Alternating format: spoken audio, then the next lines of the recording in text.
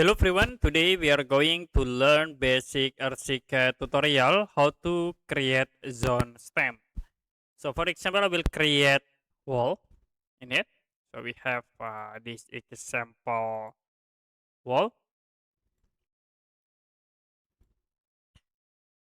And the next I will edit the wall objects. Okay, you can click at this point. You can click in the point and move to the top to connect between wall.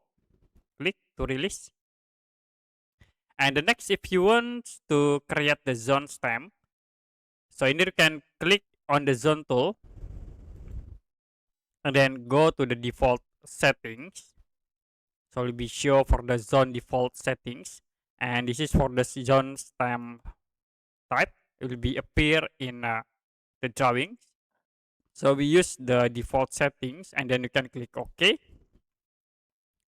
After it, you can select on the area, like I will click at this area and then click again to set the zone stamp.